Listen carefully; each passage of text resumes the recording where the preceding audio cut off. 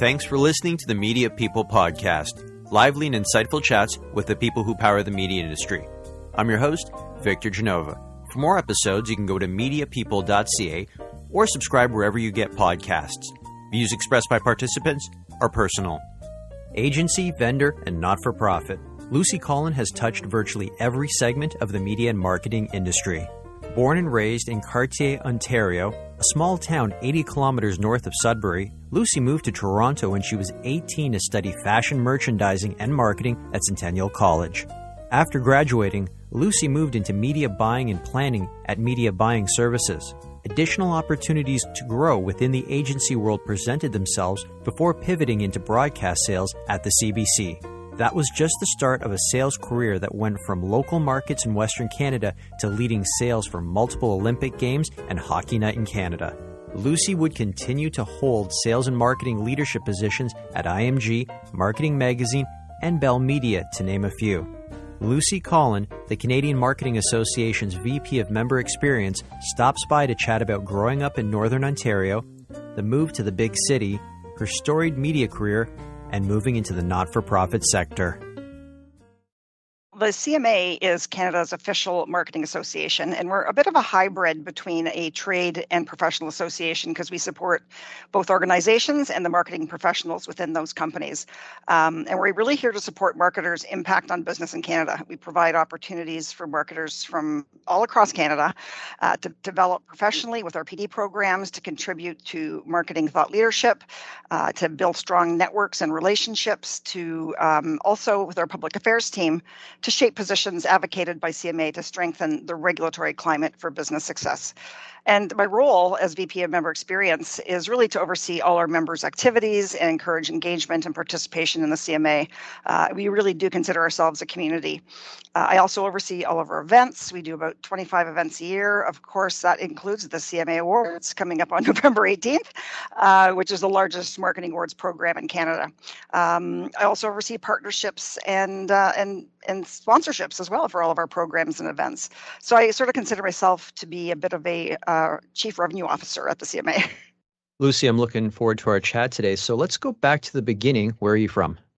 It's a little embarrassing, but I'm from a very, very small town in Northern Ontario, about 80 kilometers north of Sudbury, called Cartier. Lived there most of my life until I was about 18 when I finally moved to Toronto. So what was life like growing up in Cartier? Well, it was, like I said, a very, very small town. It was a CPR railroad junction town. If you don't know what that is, basically there was the good side of the tracks and the bad side of the tracks. I, of course, was on the good side of the tracks. So in a junction town, we had 18 rails or 36 rails separating the town with one of those turnstiles where the trains would turn around or the engines would turn around. So that's kind of what the town was like. We had one business, and it was a gas station, restaurant, and corner store, and of course we had a post office and a train station, and that was it. I had to get bussed into the next town to go to school, and that wasn't fun in 40 below weather in February, but that's what we did. And it was, growing up there was very small townish. You know, I have a gun license, so don't be afraid, but a lot of hunting, a lot of fishing, a lot of snowmobiling. But I knew very early on that I wasn't going to be a small town girl, and my plan was to leave as soon as I finished high school. Growing up there, what were your interests or hobbies? Like, what kept you occupied? It sounds like hunting was part of that. Yes, I had, I had three older brothers who obviously would take me hunting with them, and my father, of course, and trapping, you name it. But my interest was really all about sports. The town itself, although it was very small, was a great community with a lot of sports programs. You know, softball, gymnastics, flag football. They had a track team, and the school was the same. So, I spent a lot of time in doing sports. Really, is what I did. And the school itself, when we had practices, of course, they were early in the morning, so I wasn't able to drive myself. And the town where the school was a mining town, and a lot of individuals who lived in Cartier would get up early in the morning for their shifts, and I would catch a ride with them at 5 a.m. and sit out front of the school till the practice started. Not one of my fondest memories, I must say. When you say it was a mining town, assuming the big nickel mine, Sudbury, so like everything was kind of coming together around there? Okay. Yep, so that was, it was called Inco at the time. I'm not sure if Inco is still there, but the town was called Levac, and it was Inco Mines. So it sounds like in the neighborhood, everyone pretty much, if you didn't work for the mines, you probably worked for the civil service, or as you mentioned, there was a gas station, a restaurant, and a general store. So it seemed like those were the three employers. Would that be Well, the correct? CPR. Everybody Oh, the worked for the CPR. CPR. That's right, the CPR. Everybody's family worked for the railway. Yes. Yeah. Why do you cite your parents as being your biggest influence growing up? Whenever I'm asked that question, again, I've had leaders in my career that have influenced me, but it always comes back to my parents. They were, they cared unconditionally about everything and everybody. My mother always taught us, I have 5 siblings, so 6 kids. We had a very large family. My father came from 11 children, so, lots of cousins. So my parents were always about, do everything you can to give back and to look after each other, and always do 100% at everything you do. It doesn't matter if you're, working at your job or you're folding laundry, just do it 100%. You'll always feel better about it. I try to instill this in my kids as well. My father was a very organized man. He was a list maker, a label maker, and I think he instilled a lot of that in me as well. Um, I never recall my parents actually punishing any of us or yelling very much. Of course, we were never perfect, but my best example is, I remember one time my mother and I had wallpapered my bedroom, and we had this beautiful wallpaper that we had just completed. And a couple of days later, I bought the new Peter Frampton album. And if anybody recalls Peter Frampton, he's pretty handsome. Anyways, I taped all of the posters onto my bedroom wall. And my mother came in and said, like, what have you done? You're going to rip the wallpaper. You put all this tape on it. And I just apologized and said, oh my gosh, I didn't think about it. And she just said, oh, well, he's a lot cuter than the wallpaper anyway. And that was the end of it. So, again, and I try to do the same thing with my kids and my friends. It's like, there's no one's saving the world here. It's all about supporting each other. You mentioned that your dad was quite the organized individual, and some of that passed on to you. Do you think that was a really strong influence going into media, especially with your agency side, you got to be airtight with those buy sheets. You don't want to mix them up or anything like that. And I've been on the sales side where, those buy sheets have been messed up and it caused a lot of calamity. So did that help in any way when you started your career in media? Oh, absolutely. Everything we did was completely organized. Everything was like clockwork with him. If there was a deadline to, be on the road at a certain time, we're going camping. It was we were lined up in the car, ready to go, and that type of thing. And you're absolutely right. I think that did follow through with me through my career on the agency side. And again, back when I was on the agency side, everything was manual spreadsheets. So we didn't have laptops at our discretion to help us out. So yes, that definitely was an influence. Okay, so your first job, I guess I could say your only job in Cartier, even though you did have a couple of roles there, wasn't connected back to the mines, and it wasn't for CPR. So what was your first job ever? Well, I actually worked at the only restaurant in town, which I said, mentioned did a little bit of everything. I started at a young age. My job was to sell minnows and worms to the hunters and fishers, and fill out fishing licenses and that type of thing. Loved it, but later got promoted to the gas pumps, and then later got promoted to waitressing. So I kind of worked my way up into the only business in town. After high school, you were looking for a reason to get out of town. So what brought you to Centennial College, and why marketing and communications? Well, I knew I wanted to leave Cartier as much as I, loved it there, and moved to Toronto. My goal was to get to Toronto. So right out of high school, I applied to about 10 schools, universities and colleges for everything from, science, laboratory technician, to hospitality, you name it. And the first response I got back was Centennial College, and I just accepted it and went. The actual program was called for Fashion Merchandising and Marketing. I just loved the course. It was a great program, and I had great instructors and professors. They were wonderful, and I became a little more fashionable. But I had always thought maybe I'd go back to school, but started working and never did go back. What was the attraction to Toronto? Like, why did you want to move there after high school versus any other major city in Canada? To be perfectly honest, I hadn't actually experienced very many big cities at any point in time. But in high school, I think it was in grade 12, we did a trip to Toronto. And we actually stayed in the U of T residences. And I think we were here for about 3 days, went to the museums, went to, the science center, all those type of things. And I had never been to Toronto. It was my first time. And when I got here, I thought, this is large and this is incredible, and look at all the streets are paved and there's streetlights. This is pretty cool. um and I just knew, I felt so comfortable, and I just knew I'm going to come back here, and this is where I'm going to live. Was there any culture shock for you coming from a town of 400 people to one of the biggest cities in North America? You know what, I think I was just so pumped to move on at that point. I don't remember ever being afraid or anxious about it. I said, Mom, can I borrow the car? I'm driving to Toronto and I'm going to find a place to live, and I got to, go sign up for my courses.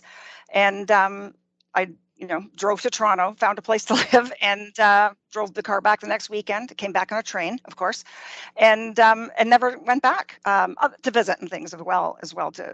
But I didn't know one person in Toronto. I did not know a single person until my first day of school. And my goal was to make as many friends within the classes and within the program. And I did. And I still stay in touch with several of them today. So that was my goal. I just slowly made friends. I got a couple of jobs, of course. I think I had 3 jobs while I was going to school, working all in the Eaton Center. One was in a shoe store, one was in a fashion store, and I actually worked in the Eaton's fur salon. Okay, so talk a little bit about the fur salon, because I think that was your first. You mentioned that you did that while you were in college, but that was also your first job out of college. Like, I think there was a promotion in there, if I've got it right. Yeah. So I, because I had studied fashion, I was working very closely with the designers in the fur salon and doing a bit of modeling. And I actually got my first job in media at MediaCom while I was working at the fur salon. And of course, the pay was so poor, I had to keep the job. So I would actually continue to work at the fur salon for about a year and a half after I was working at Media Buying Services. But did you bring a different perspective to that just because you had come from a hunting community, and it was a community where people had to live off the land? And that's really where the origins of wearing fur comes from is, hey, we need clothing, we need food, and so we're going to use all of the animal. Absolutely, that's exactly what we did. I mean, my godmother was Cree Aboriginal, and in order for her to keep the land she was on, she had to trap it. So I actually would spend my summers. My mother would send me off 2 weeks a year to help her trap. So I could identify fur pretty easily. So when I was working in the fur salon, I was pretty surprising to the designers that I could easily distinguish between beaver, mink, muskrat, all the different furs. So it did help me out a little bit. Yeah. Talk a little bit about your first job at MediaCom or at MBS. What was that like right out of college? You know what? That was it was great. I part of the program, the marketing program at Centennial, there was a marketing and advertising program as well within the course. And my instructor, who had actually worked on the agency side, suggested that I maybe try the agency side. She said, you're really organized, you're really good at this and this. And I said, you know what, sure, I need a job now. So she set me up on a couple of interviews, and I got hired. And my first job, I was an affidavit checker. So, and then, quickly moved up through the ranks over the years. So you were spending a lot of time doing legal reading, I guess. Like well, no, an affidavit is really just a contract that matches, here's what they bought. Okay. And here's what the contract says. Gotcha. Oh, okay. So no, I thought there'd be like, I imagine you pouring over a lot of terms and conditions just to make sure that they maybe the media supplier didn't sneak something in there that says, you've got to pay net 15 days. And you're like, no, we're net 60. We're not signing this. Yeah, no, it was basically saying, okay, the, Coppertone bought a spot in Dallas. And yes, that spot ran. Check. So that's pretty much what I did. After MBS, you moved on to Gray, and you assumed the role of media supervisor. So what brought you to Gray? I'm going to say the money. It's kind of why at that age, why you move on to agencies to do something, to do something different and, just continue to learn. And so money's fair, though. You got to pay the bills. Yeah, absolutely. One of my good friends, who I'm actually still very good friends with, Julie McElroy, who owns her own agency right now, K&M. M&K Media. M&K Media, Julie. Yep. We just actually booked a trip to Costa Rica in a couple of months.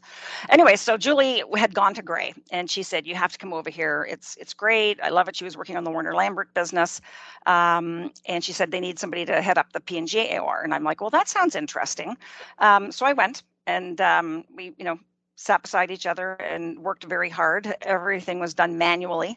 Manual brand scheduling with massive amounts of spreadsheets and brands. And I just remember saying to my boss, like, there's got to be an easier way to do this. And, maybe if we had a computer program, and I took a course at IBM and whatever. And, that was 1985. So, there weren't many other options. But after that, life got a lot easier. But, it was a great job. I had the chance to work on P&G when I was at CBC in broadcast. I want to see if it was done the same way it was when you were working on it at Gray. Were they like basically booking a massive contract 1 year out, like laying everything in, and then month by month or quarter by quarter, you were reallocating spots to specific brands like Tide or Duracell or anything like that? Yep, exactly. It was big spreadsheets that just had, all of, back then, CTV, CBC, CHCH, all the stations. I only did the TV broadcast, and you would exactly, Crest, Bubblicious, and you would just go along and schedule all the spots in based on the media plan, and fit everything into the proper spot, and did that. See, that kind of work doesn't really get the credit it deserves, because I've always found that if you get a chance to work on a client like that, putting aside it's one of the biggest brands globally, just the way they book and conduct themselves, you have to be on top of things. And it kind of forces you to either sink or swim. And in your case there, you swam because you said, okay, how can we make this easier? How can we organize ourselves better so fewer things fall through the cracks? Because as we know, when you're working on something of that magnitude, there's always going to be the odd spot that falls through the cracks. And you're there at the office late at night trying to figure out why it doesn't reconcile back to the conjunction. If I can even call it the conjunction, I don't even know what it was called anymore. But you know what I'm saying? When you're doing those allocations, you're like, I was told to take those 10 spots, they were all booked as 60s. I've got to convert them into how many 30s versus how many 15s. And these go to Tide and whatever, Crest, like you've said, and you're always off by one. And I found that working on businesses like that, at the beginning, it's frustrating. But once you get into a system, it sets you up for success throughout your career. Yeah. No, you're absolutely right. It was very time consuming and a lot of deadlines, right? We were doing these, again, a lot of when you're looking at brands like that, a lot of times the amount of media support they're giving a brand is based on sales. So of course, the P&G account managers would get back to you and say, okay, you know what, sales on Listerine are tanking right now, or whatever it might be. So pull them, and then you're just back starting all over again. So yeah, there has to be some level of appreciation for that particular role. Yep. So what brought you to JWT, and how did the associate media director role differ from what you were doing as a media supervisor back at Gray? JWT came knocking on my door with an amazing opportunity, so I jumped at it, and I was really hired to come and head up the Warner Lambert AOR and a few smaller accounts, and I loved it. I was there for 3 years, and finally as a associate media director, and the role had several different accounts and teams reporting into me, and I really spent more time presenting to clients than actually hands-on buying at that point, or planning. It was really more client related, so that was kind of the difference. To use a sports analogy, because you were an athlete growing up, was it difficult for you to go from being a player to being more of a coach? It was, and it still is. I even today, I find myself still trying to crawl back into the trenches and into the weeds. And I think, and sometimes I don't do it all the time, but sometimes I think it's important to know what's happening from the ground up within your teams or within your organization, and you have to do it so you understand the full, start to finish of everything that's going on. But yeah, I struggled with that a bit. And Warner Lambert, was that like Warner Brothers? Was that a movie account? No. So Warner Lambert, I don't think exists anymore. There was 2 divisions of Warner. There was Atom Brands. So it's like Chiclets, Dentine. I'm not even sure what they're referring. So yeah, it was packaged goods again. Yep. Okay. Yep. It was all packaged goods again. Yeah. And then they had a confectionery. So they had the confectionery brand, and they also had their pharma brands. So like things like Listerine and, that type of stuff. Pepto-Bismol, I think, might have been part of that, but they've all sold off so many other brands now. I'm not sure where they all land anymore. So a lot of your P&G experience transferred over to Warner Lambert. Yes. Yeah. Yeah. And then after this, you made the jump to the dark side. So what brought you to CBC, and what attracted you overall to media sales coming over to this side of the aisle? Well, at first I had no interest. I really enjoyed working at JWT. I had a great team. It was all great. But the sales team I was working with at CBC, we got along very well. We actually became friends, and they said you would be really, really great at selling media at CBC.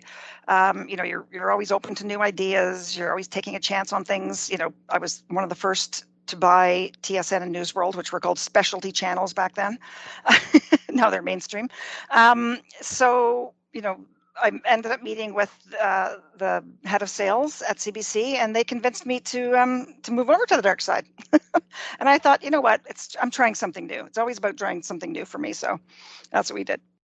Something you said earlier in our discussion, when you came to Toronto and you started at Centennial College, you didn't know anyone. You were on your own, but you made a goal of making friends and getting to know people. Did you find that those experiences helped you in sales? Because you basically have to do the same thing. Like, you obviously already had an established network on the agency side, but I have to imagine that you were calling on people that you had never worked with or never heard of, and you essentially had to get their attention the same way you were probably getting your friends' attentions or your future friends' attentions when you're at Centennial College. So did that experience at Centennial, when you moved to Toronto for the first time, transfer over to your early sales career? I mean, I think it did. There was one instance in the program. I had, made friends with everybody in the program.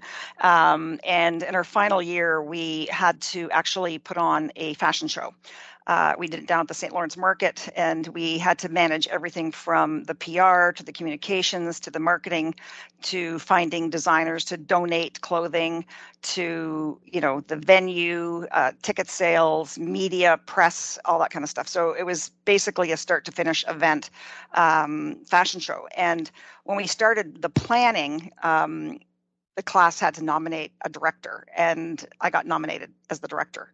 So I was touching on all these different things, like working, I had a team that was looking after the advertising and a team looking after the venue and ticket sales and the PR, and working with, and I found that, trying to convince, these designers and to actually, give you their clothes so that we could, donate them for our fashion show kind of thing was a bit of selling, and getting the media to cover it and all that kind of stuff. So, that did help me in my sales. It was basically selling at that point.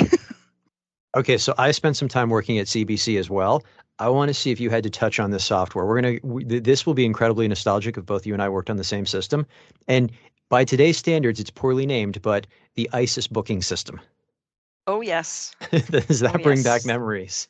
Oh, it does. It does. Yes. The ISIS booking system. But you know what? From a system standpoint, it did what it had to do. Like, it worked. And compared to Webpack, it had live avails. I remember hearing that when I was over there, and I would complain about the system, and they're like, just be glad you're not at CTV. They're not working with live avails. And exactly. The system was in real time. It was pretty advanced for its time, really. It was, that's for sure. Was it a bit of a cold shower for you, though, when you started in sales? You know what? I kind of jumped into it pretty easily. I'm not gonna lie, I was nervous. I thought, can I do this? But I kind of fell into it pretty easily, to be honest. I was just going to say, and I started sort of at the low end, sort of as a selective sales rep. So, my territory was selling selective stations, Winnipeg West. CBWT. Yep, there you go. Yep, CBXT. We could do this. It's been a while since I've said those acronyms. Oh. CBUT. CBUT. And then, I could do that as well. Yep. And then I later moved on to when they launched the regional networks, when they decided that, hey, we could actually package up, Western Canada, Eastern Canada, much like a Global was doing to compete with them. So we ended up launching our regional networks, and I was moved to that team. And then along with the full network, selling the full network. But while I was there, my goal was always to get into sports sales, because I loved sports and the Olympics and Hockey Night in Canada and all that stuff that we were doing. So I just kept applying to be a sports sales manager, and it took a while, but I finally got the role. What was your favorite part about working on the sports side of the business? Because now, just for context, anyone listening, because I've had experience doing that too at CBC, you're getting out of doing spots and dots. Like there are bigger sponsorship opportunities on the horizon Oh right God, yeah. now. It's kind of like an Yeah. artist looking at a canvas that they had painted in a museum or in an art gallery and going, I did that. Because you can kind of do that too. Like I remember when it was Molson Hockey Night in Canada. Like you'd Yeah. look at that opening, and if you sold that, you were like, that's my baby. Yeah, and that's what I did. We were selling, Molson Hockey in Canada. We were selling the CFL and Major League Baseball, but we were also selling. The interesting thing to me was, yeah, there were those big ticket items that we were selling sponsorships in, and Olympics as well.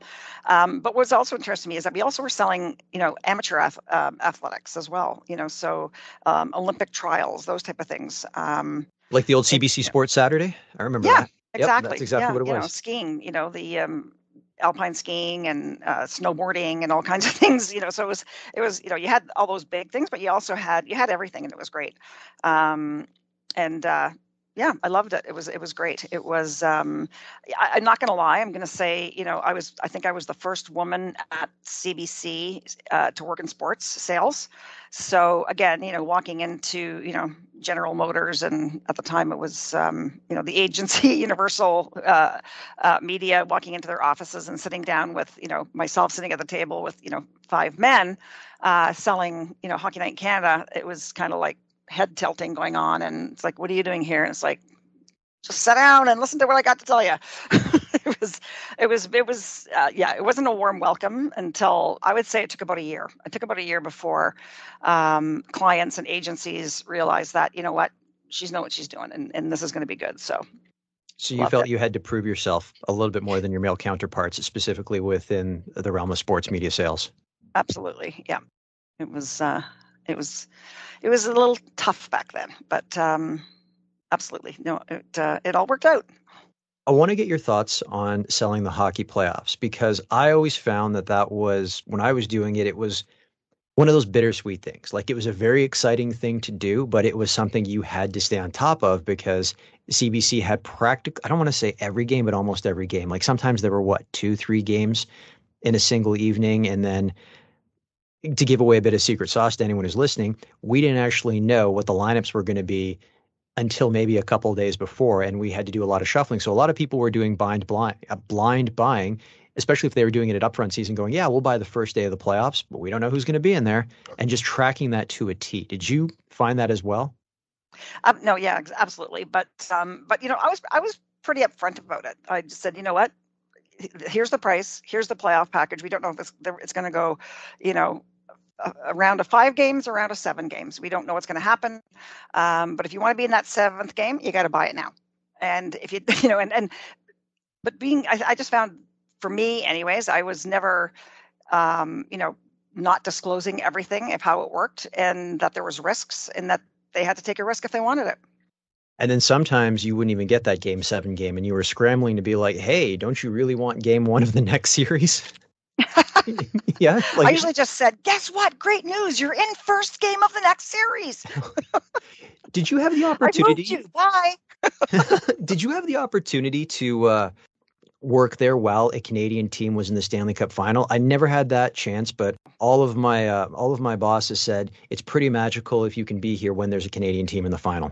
No, I think the closest we got was Edmonton in the Gretzky days. Mm. That was probably the closest we got, I think. No, for Yeah. me, we had I could forget what year it was. I want to say we're going back to 2000. I think it was 2009 or 2010, but it was when Matt Sundin was playing for the Canucks, and they were in the or the Western Conference Final, and they just had this surge coming. And I got to tell you, it's one of the few times in my career where I have been in control, and people have been calling me and just opening up their wallets and saying, "We'll take it, we'll take it." There's a Canadian team going, so that's the closest I've ever had to that magic. But at that time, people said to me, "Hey, if they go all the way, my God, is it going to be mayhem? People are going to be stepping on each other's heads to try to get into this Vancouver Stanley Cup final." It was tough for sure. You also Um, worked the I Olympics don't, as well, too, right? yep, yep. Do We you have a definitely, specific Olympic Games to call out that was memorable for you? well, I attended 2 of them. I was in Atlanta and Salt Lake City. Again, I've I left CBC, I think it was 2003 or 4. So, um, And I covered a lot of them, but I think for 2 of them I was pregnant, so I wasn't allowed to fly. So, Okay. but I did get to go to Salt Lake City and Atlanta, and I have to say Salt Lake City was incredible. Skiing on the same hill with some of the downhill athletes was pretty amazing. So. And it was also the post 9/11 Olympics. So, what I remember about that Olympic Games more than anything else is Bono doing this beautiful tribute to America during the opening ceremonies. I imagine you saw that live too, right? Yeah, yeah, that was pretty amazing. But it was, everywhere we went on our bus, the bus would have to pull over, and they had, um, full searches of the entire bus. Like the security was so Hmm. significant. Was it like that too in Atlanta after the bombing happened? Yep, same thing, actually. It was lots of security. It was very well done, and it was actually easier to walk everywhere, a lot of Oh, walking, jeez. than it was to take a car because they basically were stripping down cars and searching everything. So, yeah, it was high security for sure. Putting aside the pomp and pageantry around the Olympic Games, which do you prefer? And you got to pick one, winter or summer. I gotta say winter. Really? Is there a particular event that catches your attention? The hockey and the skiing, the downhill. I love it. And there's so much. I mean, and I have to say, bobsledding is something I love to watch. The bobsledding and luge, that's something I love as well. But yeah, pretty much all of the Olympic sports. Maybe not so much the figure skating. I don't mind watching it, but definitely it's the hockey and the skiing for sure. From there, you moved into a national sales director role at CBC.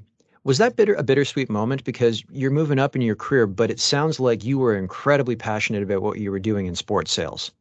One of the things that CBC was pretty good at was restructuring where it made sense. And I'm sure you went through a lot of restructuring yourself. So I did. it kind of became, you know what, let's start merging the teams together, and let's start, putting sports and regular national sales together.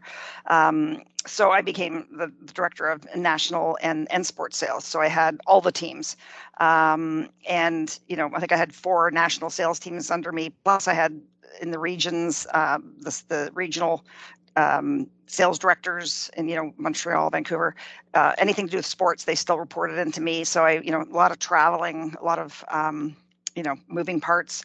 Wasn't really much involved in the day to day. I tried to stay hands on again on some of the bigger clients and the bigger agencies and some of the sponsorships we were doing, but that role really ended up turning into being real, more a management role. Budgets and sales forecasts and managing people, and I loved it all, but it became very consuming after a while. But rather than leave CBC for another company, you made a conscious decision to step down and spend more time with your family. So where did that come from?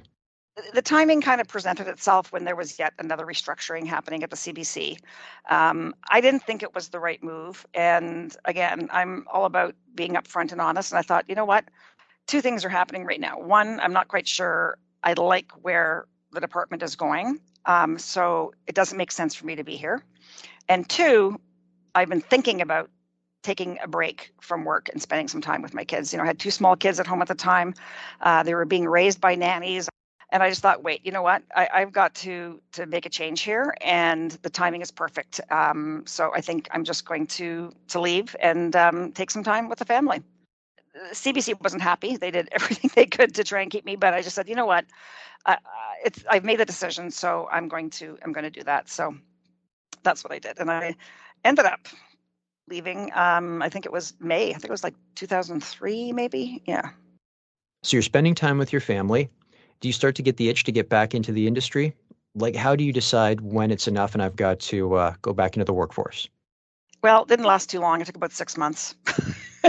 uh, and then I kind of got my fill. Like everything I do, I just jumped in and started volunteering at the school, running fun fairs and school programs, after school programs, helping in the office, started helping out at the church, doing all kinds of things. And I did spend some time also with a career coach at the time, just to sort of, see what's my passion, what should I be doing, and if I'm going to get back into it, what direction should I move towards? And it all kept coming back to sports. So I thought, okay, I've done the broadcast side, I've done, the media side. What haven't I done? And I thought, well, wouldn't it be fun to maybe get into rights, broadcast rights, and that kind of thing? And I guess the only game in town at that point was IMG. So I just went to IMG and said, hire me. This is what I want to do. At the point in time, they didn't have any openings in the broadcast area. So, or in the rights sales area, they only had selling of things like, sponsorships in, in amateur sports, Stars on Ice. I was actually hired at the time to be the lead on Hockey Canada sponsorship sales, but about a week after I arrived, IMG lost the contract to Hockey Canada. So then I was the lead on Soccer Canada, which was fun. All I ended up doing was trying to negotiate getting the Canadian team on Air Canada for free, and selling logos on Mike Weir's hat. That's about what my job became. So when I realized I wasn't actually going to get into the rights side, I thought, you know what? I think I'm just going to keep my eyes and ears open for other things that are out there. And Chorus came knocking on my door, and I just kind of went, you know what? I think I've done this long enough. I'll try something different. So you find yourself back in broadcast, but this time you're in the private sector. So how did what you were doing at Chorus differ from, say, your days at CBC? Well, the role at Chorus was very different. I wasn't in broadcast sales. I was actually in promotional sales. It was we called client marketing. So it was more about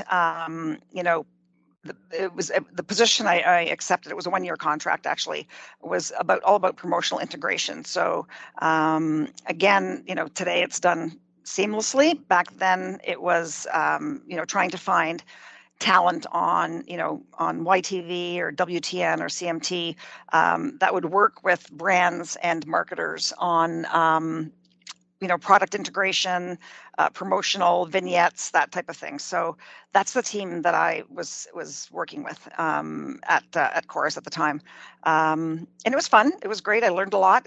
Something I hadn't done before. The crazy thing now is that I believe the group that actually does that is called Tempo, and my sister works there. And you left Chorus to jump into B2B marketing, and specifically you went to Rogers working on Marketing Magazine. So how did that come about? Did you find the role, or did the role find you? I found the role. Again, after my contract was up at Chorus, I thought, now what? What's next? What haven't I done? What would be something different? And I thought, publishing, let's try publishing. So I knew quite a few people more on the consumer side than the B2B side in publishing, like at Chatelaine and Money Sense and those publications. But, they suggested maybe you should talk to somebody at on the B2B side, Marketing Magazine. And I thought, okay, great. So I went to speak to the publisher of Marketing Magazine, and they said, great, we'll hire you as we got a position for a senior salesperson. Let's give it a try. And I ended up going to Rogers Publishing.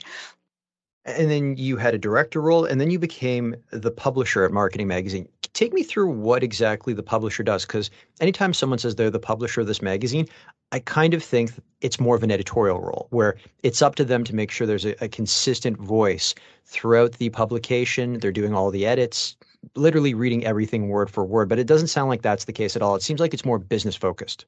Yeah, no, that's you're thinking editor in chief. Okay. Yeah. So yeah, on the publishing side, so I was on sales side, promoted to director. The publisher left, and then the vice president of publishing said, you know what, you're kind of doing the job anyway. Why don't you become a publisher? And I went, I've been in publishing for 3 years. Like, really, you need a publisher of this magazine after 3 years? And he said, well, you're kind of doing it now anyway, and it's really, And I said, I will do it if you let me hire, because the person I was replacing was publisher and editor in chief. And when they left, I said I could do the publisher role, but I said I cannot be an editor in chief, and I cannot do that role. If you let me hire the person I want to do that job, then I'll take it. And they agreed. So I hired a great editor in chief. He actually came from a magazine in Vancouver, and he moved to Toronto. So the role of the publisher essentially is your general manager. So yes, the editor-in-chief reported into me, his editorial team reported into him, the sales team reported into me. I was responsible for, production, what kind of paper we're using, who's printing on them, what kind of ink are we using, this sales, we were doing events, the marketing awards at the time. And, we started the Media Innovation Awards and the Digital Marketing Awards. So again, it was building the business and all the elements support the business. So everything from, again, it was a difficult time in publishing back then. And, everything was going digital. So, I had to work with the team to develop a magazine app and, really ramp up our website and all those type of things. So that's really the role of the publisher, is to be the manager. So you moved on from Marketing Magazine and you went to Bell Media. So what brought you over there? And talk a little bit about what you did as the VP of Marketing, Innovation, and Integrated Sales. I left Rogers Publishing. Well, I should say they left me. Rogers, of course, started selling off all their B2B publications. So the writing was on the wall, and they eliminated the publishing role. And then I thought, you know what? I really do miss the broadcast side. I think I'm going to try and get back into the broadcast side. The only broadcaster left was Bell Media. So I thought, let me give that a try. And I heard they were hiring in a marketing role. So I applied and got the role as Vice President of Marketing and Innovation, Integrated Sales. And really what that was marketing in the B2B space. So the sales team at CBC, at Bell Media, so everything from, CTV, all the specialty channels, digital, Astral out of home. I was basically their marketing support. So I was working with them on a B2B space and, helping them just get in front of agencies and clients and sell and managing all of that. So was that a lot of sales collateral development, like marketing sales collateral? Like what did a typical 9 to 5, not that you were really working a 9 to 5, no one does in this business, but what did a typical day look like for you in that role? We were helping the sales team. We were doing road shows. We were doing a lot of the collateral material, all the merchandise. I mean, we had when I was at Bell Media, we had a closet the size of my house that had items right up to CTV to all the digital side as well. I spent a lot of time trying to get the senior sales team in front of, speaking at CMA events, speaking at, conferences, getting, building up their profile, working on that. We did the fall launch, massive launch that we did every year for CTV and all of the channels. So really that's what we did most of the time. And and then that ended up going away. There was actually 2 people doing the same role, one in Montreal and one in Toronto. They decided they didn't need 2 people. And the Montreal person who had been there for like many years took on doing both English and French Canada and doing everything. So I left there after about 2 years, but it was great. I loved it there. I had a great team. And then I once again got into, now what am I going to do mode. Did that include the Much Music Video Awards? No, the Much Music Video Awards were really managed, but we worked with clients to, attend the awards, and we had hospitality and hosting for that. But the actual program itself was done by the production team and the programming team. So after leaving Bell, you landed at the Canadian Marketing Association. So let's bring it full circle. Did you find the role or did the role find you? It kind of found me. So I was out of work and was kind of looking at, what next again. And my previous boss at CBC, Doug Brooks, had become the president and CEO of the Canadian Marketing Association.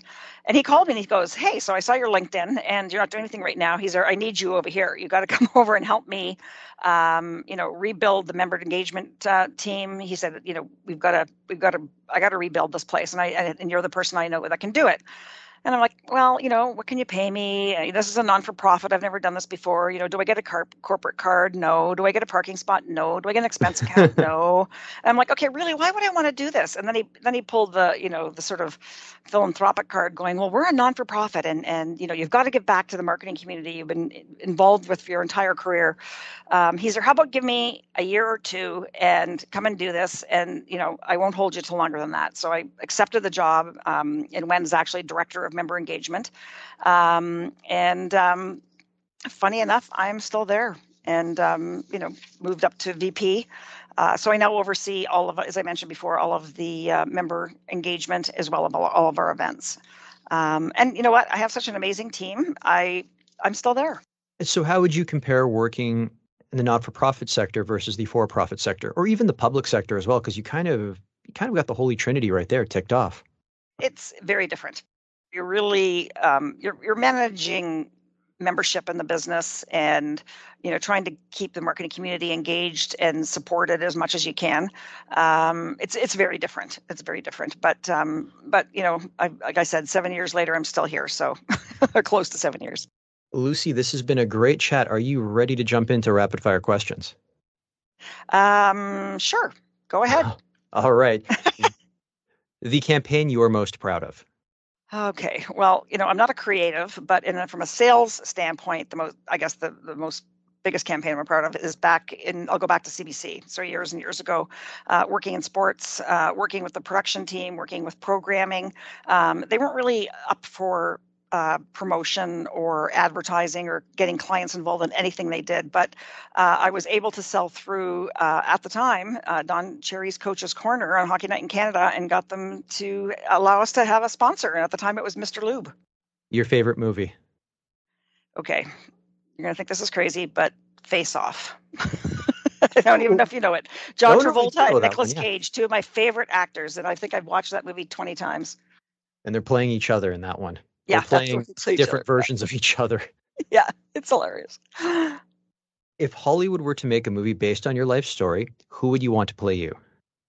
That's easy. Sandra Bullock. My follow-up, if Hollywood were to make that movie based on your life story, what would you call it? I think I've already said it. Try It All. Your favorite book? I have a lot of them, but most recently I read Ron Tight's Think, Do, Say. I'm not sure if you've read it, but it's a really great book. If you know Ron Tight, he's funny and smart and creative, and it's a really great read. Your favorite song? You're So Vain by Carly Simon. Want me to sing it for you? If you want to break out into a solo, go a cappella. You walked in. No, I'm just joking. I'm not going to do it. The best advice you have ever received? Always look after your family and friends and colleagues. Be empathetic and think of everybody else first. If you could go back in time and give your younger self advice, what would you say? I would say have more kids. I love being a mother. I have wonderful children. I started late in life. So, I had my second child at 39, which is kind of late these days. If I had started at 24, 25, I would have had 6 kids. I would have had a tribe or a full hockey line. My signature closing question, if you weren't in media and marketing, what would you be doing and why? I think I would have actually been a restaurant owner. Again, I'm pretty chatty, as you know, or know now, and love meeting people, talking to people, hearing stories. I'm also very organized, and there's nothing that frustrates me more than walking into a restaurant and having slow service or poor service and stuff. So my restaurant would have been top notch. Lucy, this has been fantastic. Thank you so much for your time. Thank you so much for having me. That's it for today's show. For more episodes, you can go to mediapeople.ca or subscribe wherever you get podcasts. And don't forget to follow me on Instagram @VicGenova.